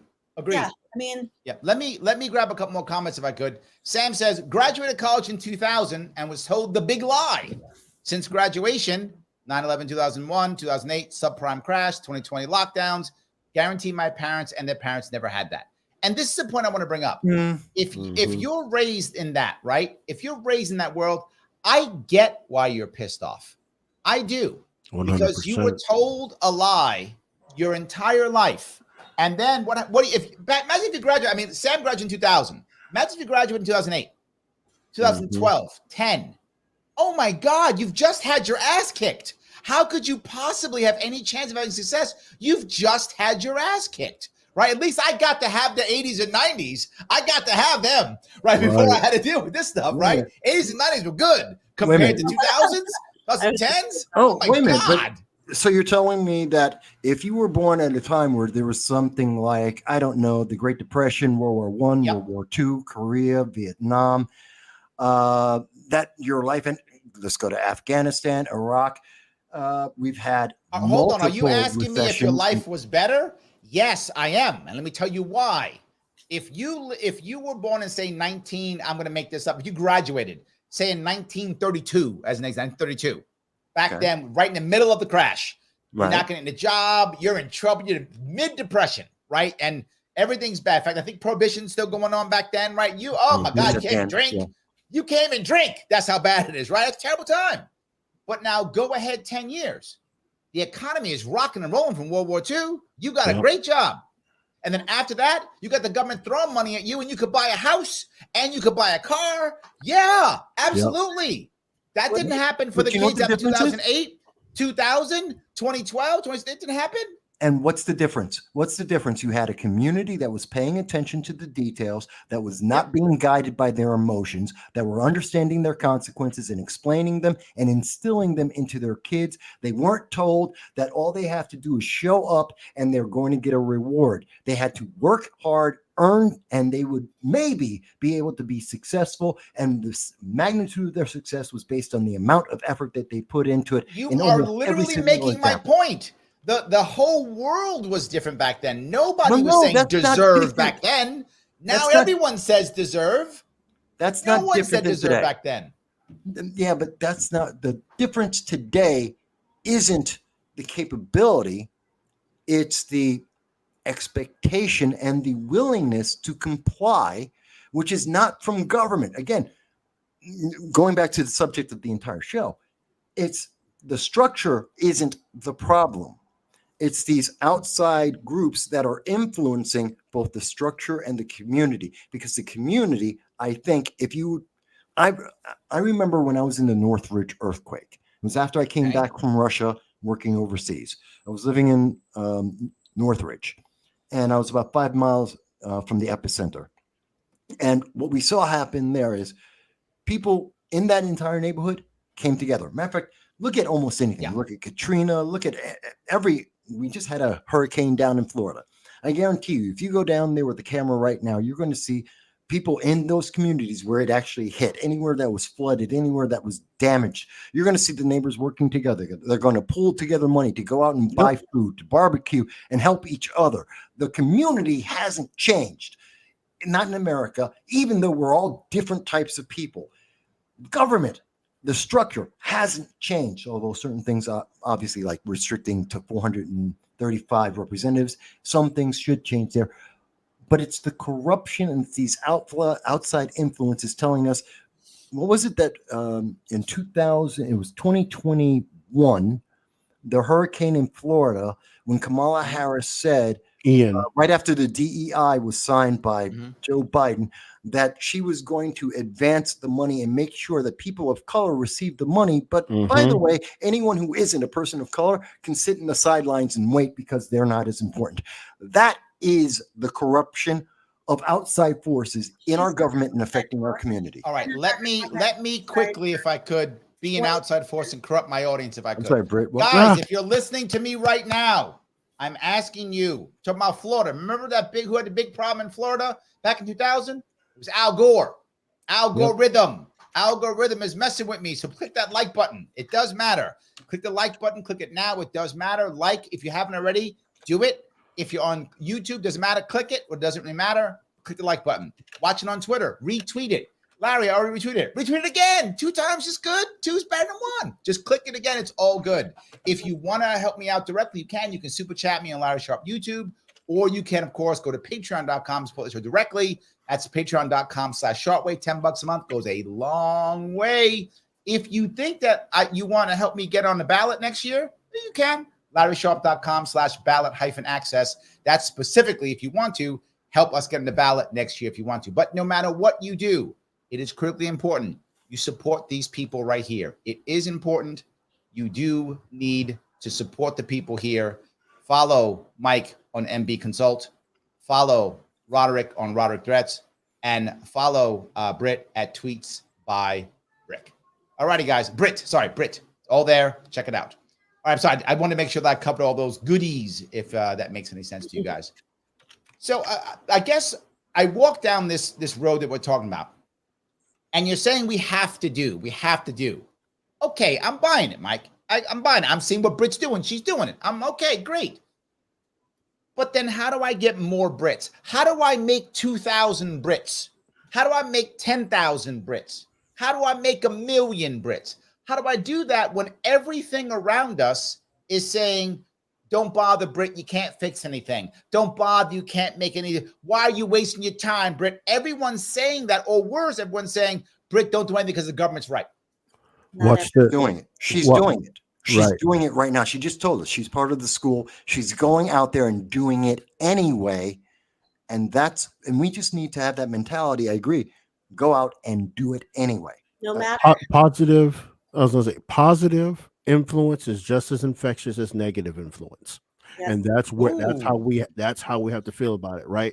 Because it's very easy for us to get into the negative because what we've been through, it's very easy for us to get there, right? But positive influences, right, are just as infectious as negative. And we just need more people in the community with the positive influence, the smile on their face. Hey, let me show you a better way of doing this. Let me show you how I do this. Maybe this will help you. Let me bring you down to the city council meeting so you can speak your piece or at least listen, right? People feel when you empower people, when you give them the chance to be empowered, they will empower themselves, which is a self-gratification feeling. Then they're like, oh man, I met Rod, or I met Brett, I met Brother Sharpe, and they're doing this, and God, they sound real good at what they're doing. I might want to check out what they're doing. And then they tell two friends. Well, I they wanted tell to bring two this friends. piece up to you, and I'm agreeing with you because if you, I don't know if anybody you happen to watch, about 2 weeks ago, I did a film night, a movie night. A guy named Rome, he's a communist out in I forgot what, Detroit, a communist out in Detroit, and he's out there doing what you're saying. And what I learned and what I saw there was a bit of jealousy that I had, because to your point, Roderick, he is out there helping his community. He's literally out there mowing people's lawns, getting gas, doing all the things required, helping people out. The community loves him, but he's a communist.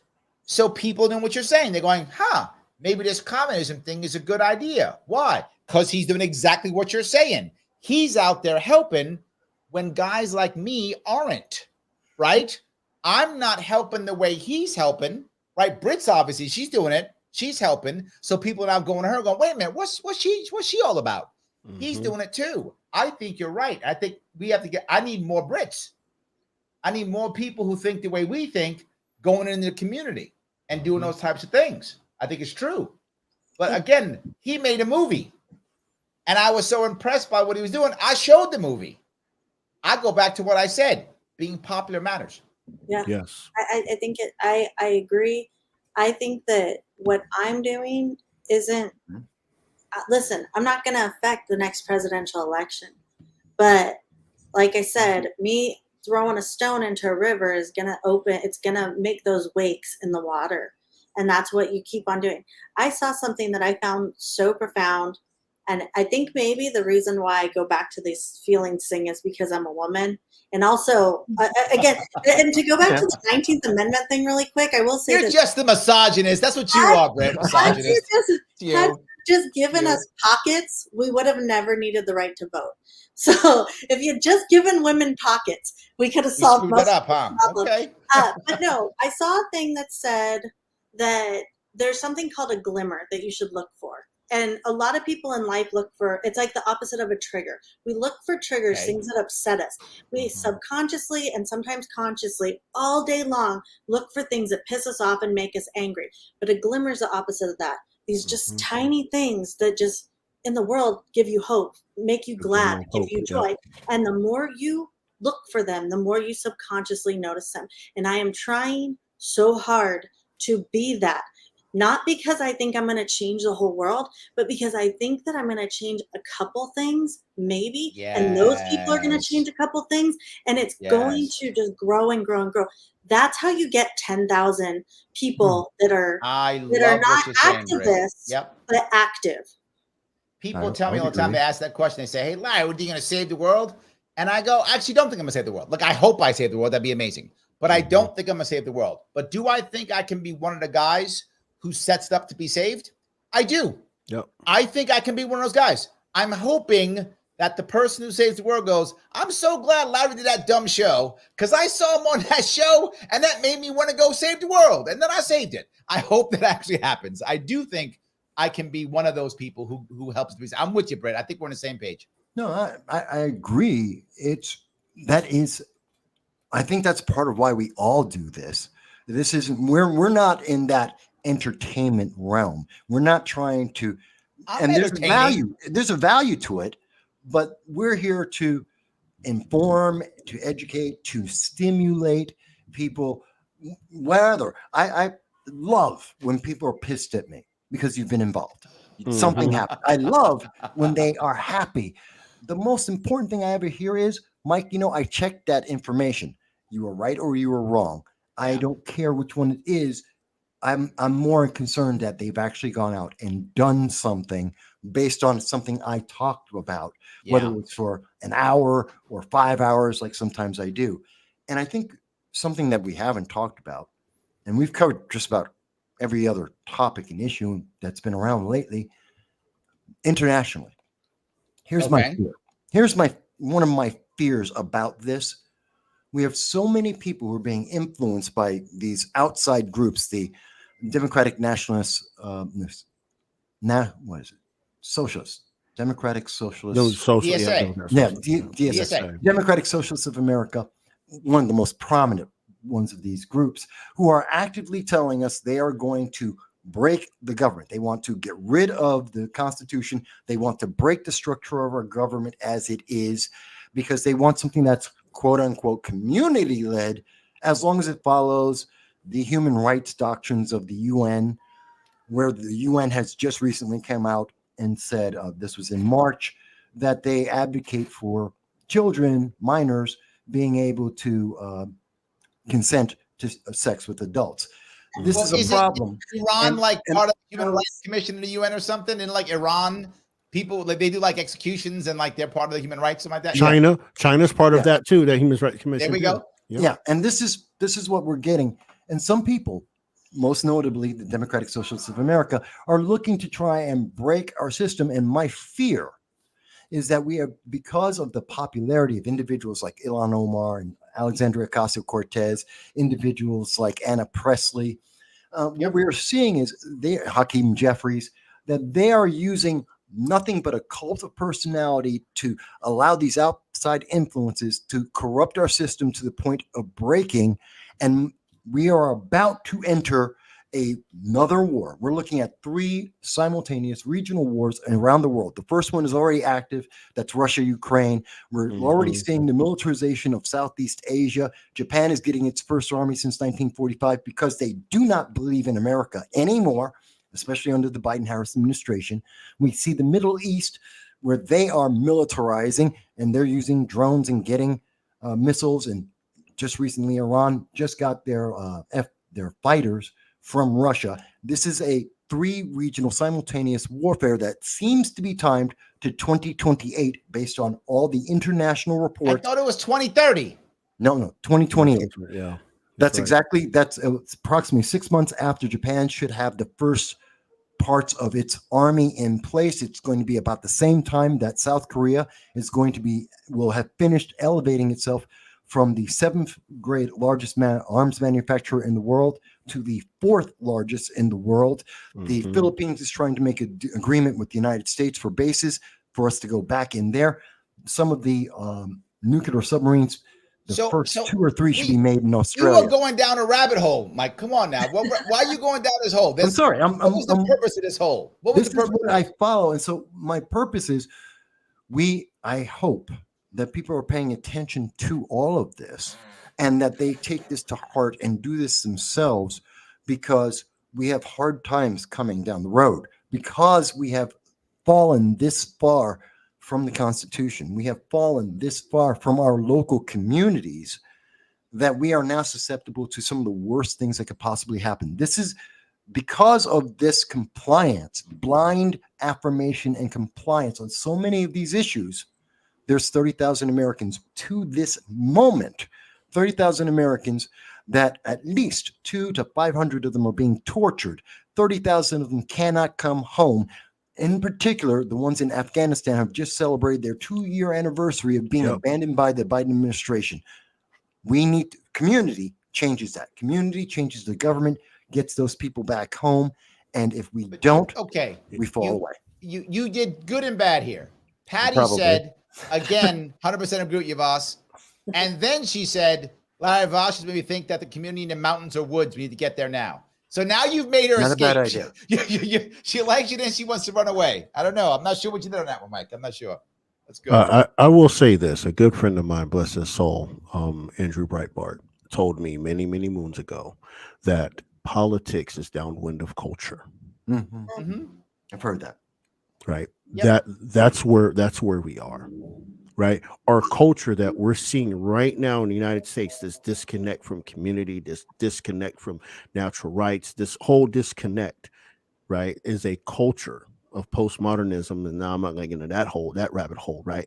But that is what's caused this disconnection. Right. And this, I don't like you because of this. You're in this box, and then it creates the intersectionality paradigm. You got to deal with all that. So we've been so layered with divisive tactics where, we people don't even know where we even stand anymore. You stand in this box, you're a racist. You stand in this box, you're a xenophobe. You stand in this box, you're some crazy conspiracy. It's like, you know what? I'm just me, bro. Like, for real. I got thoughts and what have you, right?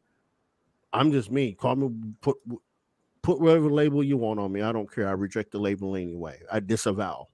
I like that. Look, guys, I have a bunch of comments I want to grab. Before I do that, Britt, tell us what you're working on before I do the rest of these comments. Well, right now I'm working on slinging meat. So you could go to elisparrow.com. I've been doing antipasta, and I guess the cool kids call it charcuterie. I grew up with my parents owning an Italian deli. We called it antipasti. So grazing boards, things like that. I'm an artist at heart. I like food. Seemed to work out for me. There you go. I love it. I love it. I'm yelling at Twitter. I'm yelling at Twitter, so you could see me on Twitter if you want to yell at me there. So there we go. Roderick, tell us what you're doing.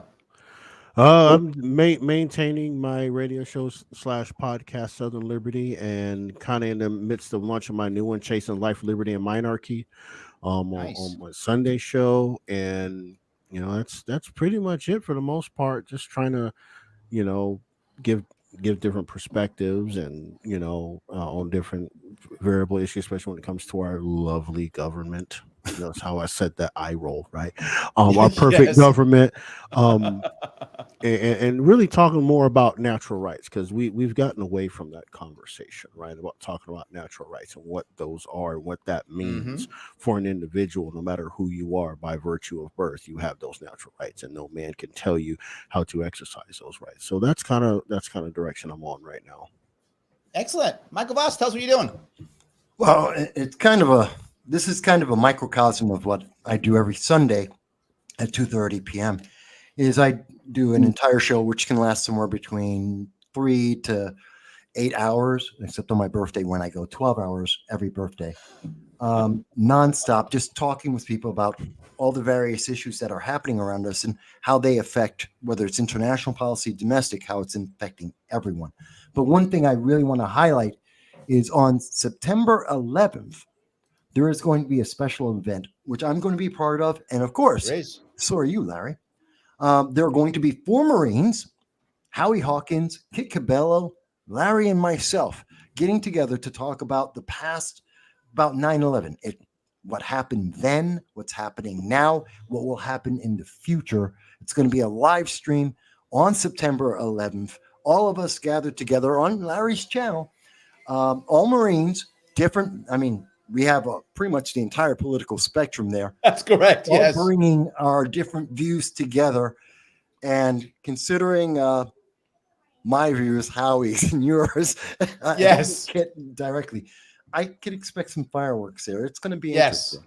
Kit's independent leaning left. Howie Hawkins was the Green Party's presidential candidate. He's an open socialist. Me and you. It will be an excellent night, and all different ranges of age. Yeah. Right. Howie's older than us, Kit's younger than us. So it'll be great. It will be fun. So yes, that's happening. Go ahead, Britt. You want to say something? I'm sorry. I just want to say really quick, I don't know where we're at in the show, but where we're at is I'm going to grab a bunch of comments after this to keep going. Go ahead, you are watching this right now and you're like, how do I get involved with my community? How can I start? Please just find me on Twitter, Tweets by Britt. I will talk to you about it. You can private message me. We can talk about it. I'm so involved. A very, very smart man told me years ago, whatever you're doing, whatever you start, as long as you're consistent with it, then it will be successful. And if you don't know, now you know. It was Larry Sharpe. It was literally, I don't know if you remember this conversation. We had it years ago. And I remember you saying, girls, you have, I forget what the word, you said something like gusters. You have what it takes to do it. You just have to be consistent.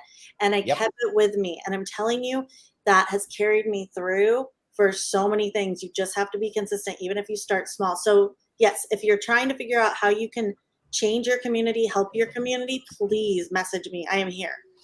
One of the things I say as my day job when I'm not doing this is I'm a business consultant. So what I do, I'm consultant, coach, I teach in colleges, what I do. One of the things I always say is it's not you can't win them all. It's you can't lose them all. Right. You will eventually win if you just don't stop. If you are consistent, you will eventually win. You can't always lose. You will win by default. Just keep going. And many times, I always tell my daughters this and my friends this. I always say, do the hard thing. And my daughter will go, why? Because nobody else will. If you're the one who does the hard thing and no one else does, you will eventually win. Yes, absolutely. Mike, and you and I talk about this all the time, Mike. We've been doing this how many years? 17. 15 years, 17, 18 years. How long have we been doing this? Forever, right? Yeah, 17, so yes, 20, 100%. Yeah. There we go. So let me grab a couple of these if I could. Couple comments. Ted says, it's about wages. 1880 to 1990 wages doubled every 13 years. Since 1990, wages still have not doubled. 33 years, minimum wage should be $25 per hour. Auto assembly should be $120 an hour. That is what's getting worse. Oh, No. well, I can No. do that with. I think there's some truth to this. Am No. I wrong? You can counter that easily with it's actually the government coming in and offering welfare in the like 60s and saying you don't need a father in the home because we can just pay you. That's actually where a lot of this started, is getting a male presence out of the home and having the government come in and actually be the other authority figure. Well, let me add to that. Let's go back even further, right? The institution of minimum wage was based on racist policy out of the New Deal, right? Yeah. The minimum wage guaranteed the government their 16th Amendment money. Right. That was the purpose Yes. of that, right? So, I mean, minimum wage by virtue should go away automatically, right? Because they're creating minimum wage created what we would call a slave class at that point, right? So they're going to get their money right off the top. It ensures they get their income tax. 100%. Right. Yes. As long as you have minimum wage, it ensures income tax. It's true. Yep. Yeah. Well, I agree with both Roderick and Britt. I agree with them both on their points, and they make very good points. But here's the thing. Only 3% of the population at any given time on the high end ever get minimum wage. Minimum wage isn't the problem or the answer. And in fact, the biggest problem with our economy right now, it's because of spending. Look at this. We are guaranteed to have $35 trillion in spending. That means this year we guaranteed, when they signed the bill and said 35 trillion spent by January of 2024, what they said to us was, 2025, was that we would have an instant 7.5% inflation on all the money we make, which means everything that you're buying is going to become more expensive. That's on top of all the other spending that we have going on. Hold on. I don't believe, at least, Ted was saying he agreed with minimum wage and that we should raise it. Okay, I mean, I think what he was saying was wages have not increased. I think that's what he's saying. Right, and I think that part is accurate. But my gut tells me that a big chunk of that is actually not necessarily even government policies. I mean, it is obviously a part of it, but the government policy has been bad for years, right? I mean, minimum wage has been bad. It's still been bad for years. I think it's actually more outsourcing and automation. I think those two things happened heavily in the 80s, the 90s, right? And that's when the wages just went down, when we started outsourcing all the jobs, sending them off to someplace else, NAFTA and everything else, sending them over to China and Mexico, and automation. You add those two things together, isn't that a bigger reason? Or am I wrong here? Automation. Sorry, go ahead, Michael. I'm sorry. I was just going to say, no, I think the bigger problem than what we saw in the 80s is when we decided, again, this goes back to 2011. A lot of things happened in the last 15, 20 years. When we decided to become a service economy and allowed China to become our manufacturing arm. We took away one of the keys to our economy, our GDP growth, and we outsourced it to China. And now we are subservient to them, which again, they manipulate their economy. All their money stays in at home. And thus it negatively impacts us, which again goes to people are being motivated. It sounded like a great idea. Obama, with all his charisma, sold us the idea. Yes, we'll be a service economy. We don't have to work as hard. And now we're paying the consequences of that. Yeah. Well, Kelly is on board with you. He says, bingo, with like 87 little things. Yes. And he also says, we spend more than $100 million per hour on the Fed. But hold on, guys. Grace has the answer. Grace has it.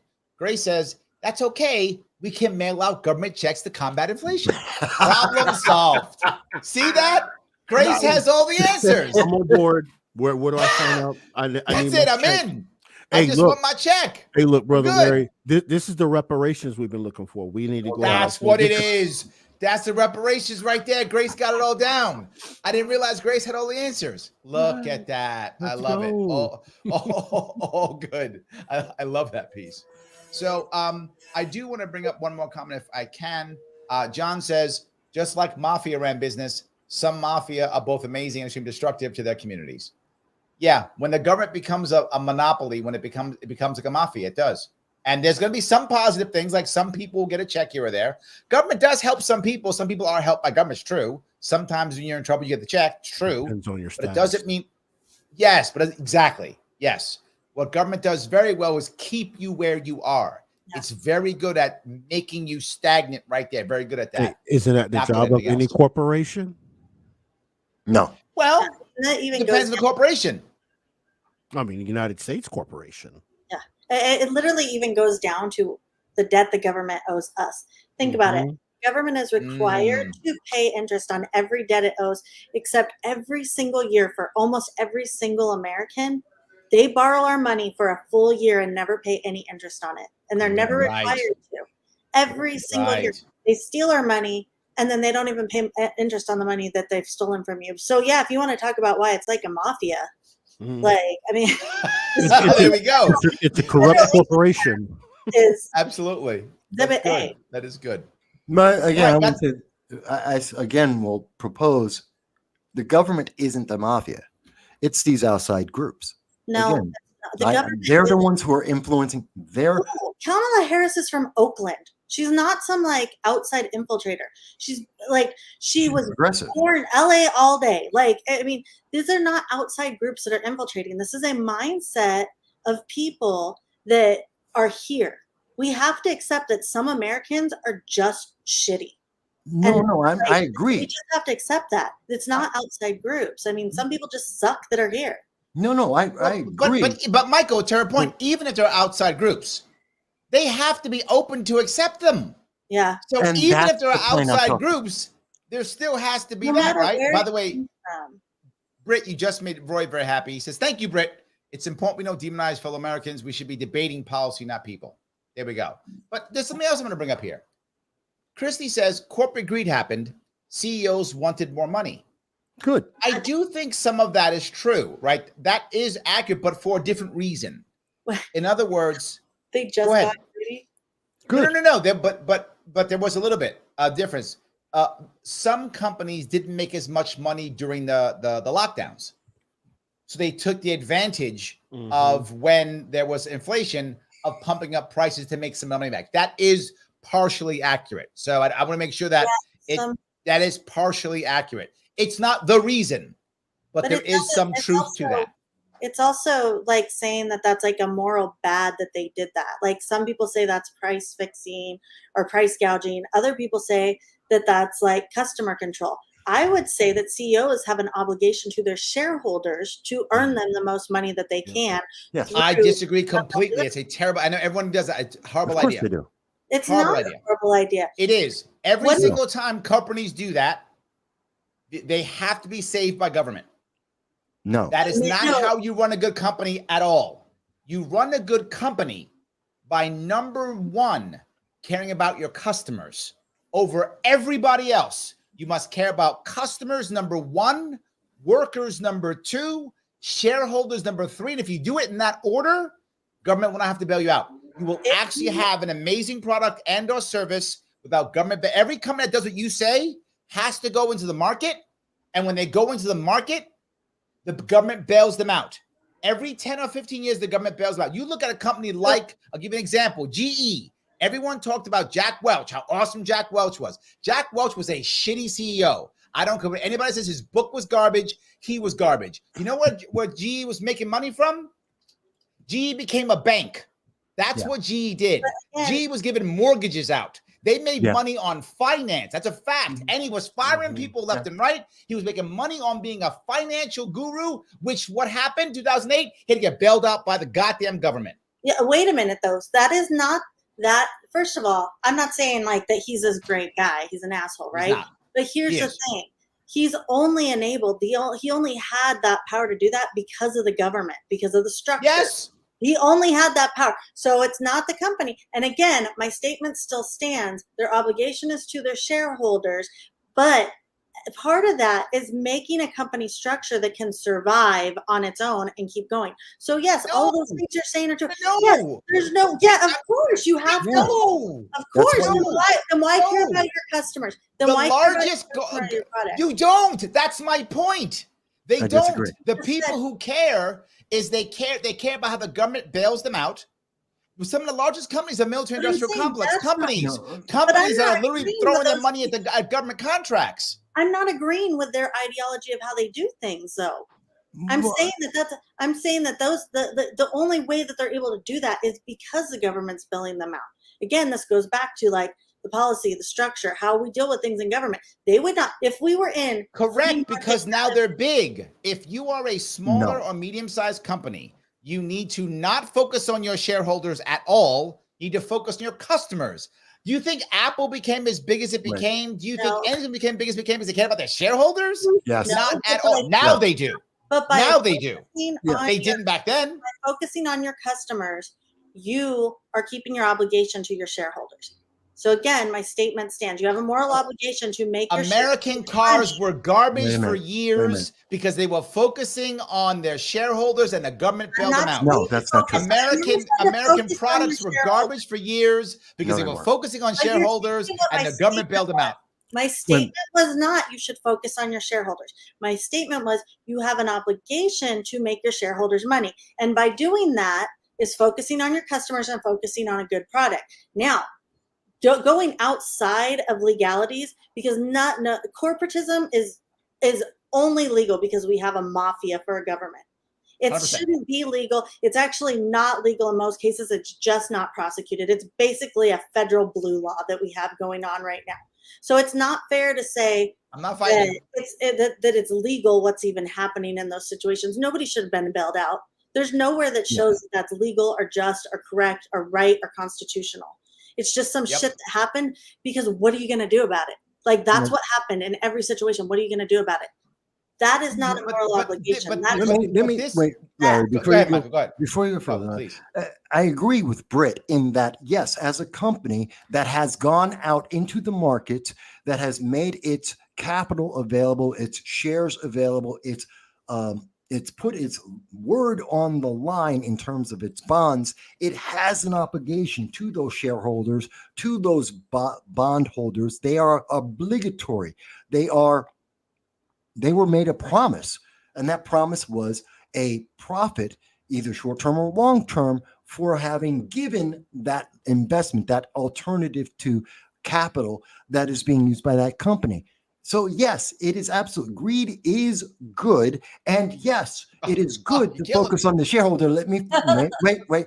But it is the application of these things. It is how the company does it. And what you pointed out was a GM, which I think was never supposed to be bailed out and has failed the United States government massively. I talked about it at the time when it happened. We knew it was going to, because the government doesn't know how to invest. It's not its job.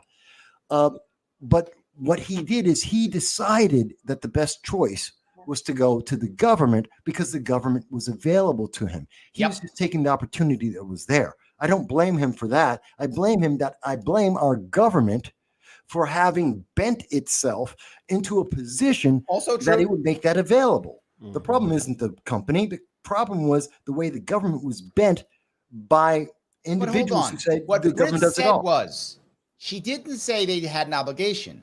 She said number one obligation. Yeah, that is the number one obligation. And that is where I disagree. It is not the number one obligation. Of course, if you put your shares out, of course you are. But every company that makes their shareholders number one gets bailed out by the government or bought by BlackRock. That's how that works. And that is like 98% true.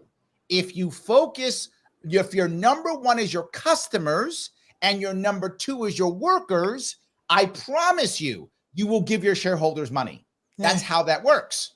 Now, will you give them the maximum amount of money? You probably won't. That doesn't change what I said, though. If your obligation is to your shareholders, then your obligation is to find the best way to get those shareholders taken care of in the long run, which could work under your theory, which could work under what you said. I'm not saying you should do anything possible to your shareholders. What I would argue here is, just to be clear, is bad. I think greed is good. Yeah. What I'm saying here, though, is, I know you guys are all objectivists. Like, all of a sudden, Michael's an objectivist today. Right. Now Michael and I are on the same side. No. What I'm saying, though, is to follow your way, Britt, what winds up happening is now companies, when they make extra cash, which is good. I want companies to make cash. I love profit. Clearly, I do. I think profit's amazing. Yeah. But what they'll do now is they will now do a stock buyback instead of investing in their company or investing in their workers or investing in their infrastructure or whatever. They do a stock buyback. Why do they do a stock buyback? Because that raises the value of their stock on the market. That doesn't help the company. It doesn't help anybody. No, it doesn't. No. The elites who all are paid in stock and their shareholders. And they are encouraged to do that. No, that's a bad idea. No, the stock buyback isn't increasing the value. That's not how the valuation of the company is looked at. That's not how the valuation, that's the impression. That is the impression, the outward look, which is meant to motivate other people to buy the stock. That isn't. Yes, that's the reason why they do splits, is to get people to buy more of the stock. But the valuation isn't based on the actual price. There's a different valuation. That's manipulating the markets. That's a different, we're not talking about that right now. That's every day. That's a different thing. That's a stock market. That's an entirely different thing. And you're talking to a stockbroker, a guy who was in the stock market for 10 years. That was my living, not day trading, actually being a stockbroker. You're mixing the issues. All right. See, Britt, that's your fault. You got us all bothered. Roderick, fix this for us. Come on, say something funny. Fix this for us. You know, that's what I do on Twitter all day. I just throw my multiple cocktail and then go. I'm not an economy guy, so y'all got this. Y'all can have all that. You can have. I have my lane that I stay in, and economy. All I know is I have a few irrevocable trusts that are protected. That's smart. I'm good. I'm good. That's all the economy I need to know. I'm out. Absolutely, it's good. Well, guys, we're actually hitting up in 2 hours. I want to wrap this up because I don't want to keep you guys too late. I do appreciate it, but hold on. Roger does throw one more, and he says, "Greed is not good, but destroys and creates misery." See, Roger had to say something to you, Mike. He just had to. I was just waiting for it. I was waiting for you, Roger. Roger's literally only getting to make that comment because he paid $2 and Larry wants that $2. So sorry, dude. You're not wrong, Britt. That's greed. That's the greed piece. You're not wrong. You're not wrong. So, Roderick, Grace asked you to please leave your lane. She wants you to say something. I'm just saying, Grace likes you. She wants you to say something. So it's okay. I can't say nothing. I'm not an economy guy. That's all right, guys. I want to tell everyone who's watching, if you enjoyed this show, then please do me a favor, click that like button. Make sure you share this every place you can. If you're watching on Facebook, share it into groups. More people see this, the better. You know, the topic we used, we're going to get shadow banned. It's how it works. So I can't move this forward if you don't help. We can't be more popular and get more Brits if you don't do your part. I'm asking you to do your part. Please do that. And for those of you who was here, follow them. Follow them. Please follow them on Twitter. Follow them. Follow their websites. Look at what they're doing.